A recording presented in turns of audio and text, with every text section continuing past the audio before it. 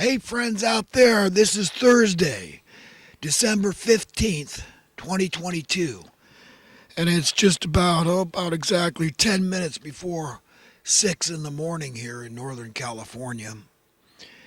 And as usual, today I'll talk about a few different things. I hope everybody's doing as well as they can in this crazy ass world run by money loving madmen, masters of misery for the masses. Well, friends, listen. I've got a grievance, and largely that's what I do on camera. I speak about what bugs me. And I'm not complaining about the stuff that bugs all of us. That's across the board. That's the stuff I refer to and categorize as organic because it is fair, because everybody has to experience it. And that has to do with the human condition. The curse that comes from the fall of man. And I'm making reference to the beginning of the Bible, the scriptures. An ancient document, historical document, that the best-selling book in history, and no other books come anywhere close to the popularity of this book.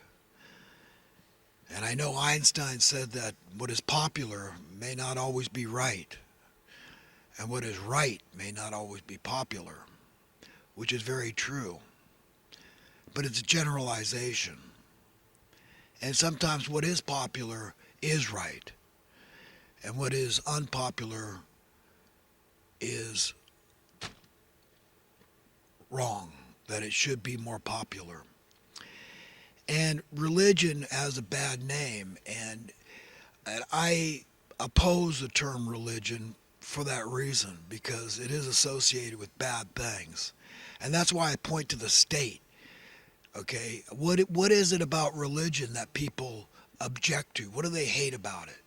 That it's the moral authority, right? Right, I can understand that. But who really is the moral authority in this scenario? This reality, our society, our civilization?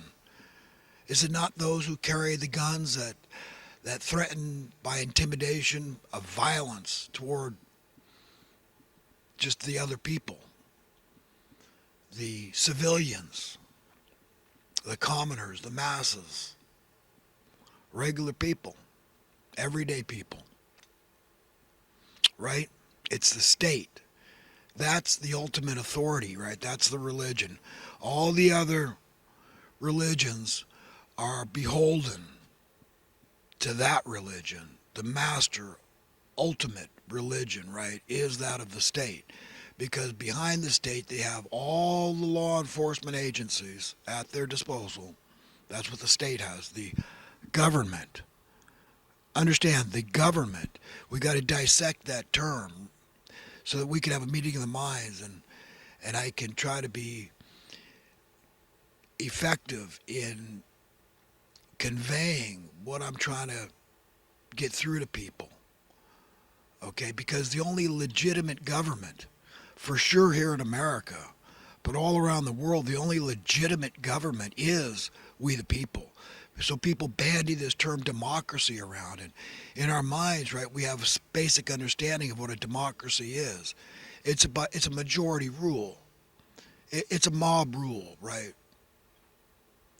Whereby 51% of the people could vote to enslave the other 49%, conceivably, right? And hey, it's democratic. It was done by a democracy, right? You see the nonsense that we're all subjected to? I mean, how is it that any of us know up from down from our training? We're taught to believe that we need things like money, right? And we all say, well, duh, of course we need money. Why? No other creature has any use for the stuff. But we, by far and away, vastly more intelligent than all the other creatures combined, we need money. You see the absurdity of that alone, that this widespread acceptance of this reality that's imposed on us from birth, that we must pay a cost of living when the people charging us a cost of living didn't give us life. God gave us life. That's my grievance, friends. And the only solution that I've come to is to evolve into a society where we have no use, we have no need for money. Money has no relevance anymore. And we could reach that gradually. And the evil men that are running the show at the uppermost echelons of power in this world, that's the political theater. And they have everything to do with the money printing theater. You understand? They're deciding our reality, these people. There's no democracy. It's a tiny, tiny percentage, but it's a critical mass to get the job done, to keep us enslaved. Okay? The way they do that is by debasing our money. And so what I'm saying is that that's immoral. That's wrong. That's the religion that we are all forced to serve from birth. That's a bad religion, friends. And behind every law enforcement agency, they also have the military, all the military branches at their disposal. But you see, the good thing in America is that we've got smart people in law enforcement, for the most part, decent people. With a lot of them have very Christian values. But we can thank God for these things I'm conveying. I'm relaying to you. You understand? We should be very grateful. And in the military too. And when they say, no, the politicians have gone too far, that's why the politicians know that they're on a leash. We should make a law. The freaking lawmakers, these legislators we're paying, the Congress, these idiots, these a-holes, I'm telling you what, let's have a law. As soon as a president's ratings go below 50%, he's out of there. Okay? That's what we need a law to do. Why can't we? Because we all know the executive, okay, the commander-in-chief has a lot of power in America to influence it. Have you seen the crisis on the borders, what's going on? The floodgates have been open. There's 8 billion people on this planet. And suppose 7 billion of them want to come here because they're being persecuted in their home countries. Because life is such a hellhole in their own countries. And we're allowing, right here, now it's spreading my neighborhood. We got people setting up tents all around locally here. I ride my bike around, I go pick up litter locally here, and I'm seeing it. The problem just keeps getting worse. We're spending $50 billion a year to house people that can't afford their housing costs. And all it's done is exacerbate the problem, make it worse. This is a religion we're all forced to serve. When you pay your taxes, this is the religion you're forced to serve. At least in any other religion, any payment you give is all voluntary, any tithing, anything like that. You're forced here. You're coerced by law. You don't pay your taxes, go to jail, lose all your stuff. Simple as that. That's a religion we're all forced to serve. And you're going to tell me how bad religion is, that it's the moral authority, and you oppose that. A religion is so bad, and that's the religion you're serving without questioning it. You understand? All these people that think they're happy because they're prosperous, money. It has everything to do with money, right? They're delusional. That's evidence. That's overwhelming, empirical, in-your-face evidence for widespread delusion in our culture because we've gradually been trained to accept this as the norm. Why isn't it the norm to speak out like myself, to be vociferous and make everybody, make them miserable? I don't care who I'm talking to, but you know what?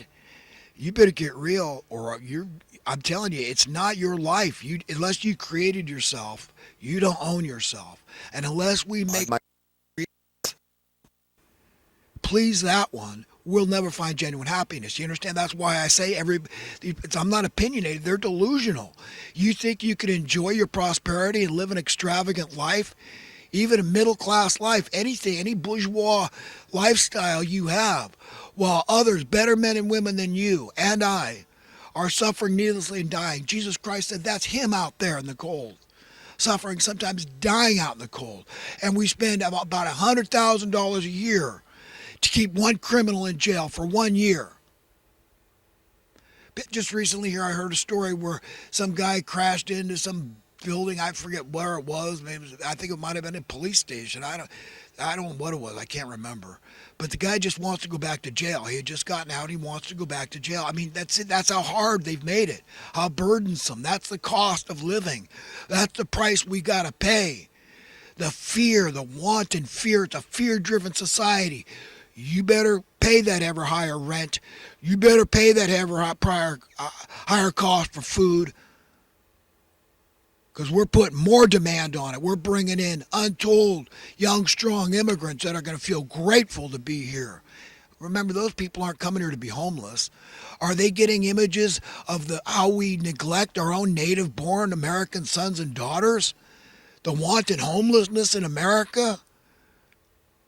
The misery at the shelters and people, oh, I can't have a pet. Now they're warehousing them in what look like storage sheds, like concentration camps. And if you're lucky, you can get one of those. They call them pellet shelters. And they got tiny homes and all this crap. And you're okay with that? I sure as hell am not. And I'm speaking out. I don't hear any preachers on TV. They're afraid to use the word crap or ass. You see it on cartoons all the time. But yet, should I feel I'm using profanity? You think I'm offending God? I don't think so. I want to hear it. I listen to a lot of preachers. I'm with TV preachers, some I like. I like, what's this guy? Charles Stanley. But I object because that guy does not come out and tell people that money is the root of all evil. Not enough. That you talk about sins at the top of that list of sins that grieve God's heart and soul and spirit and mind. And I'm telling you, it's money.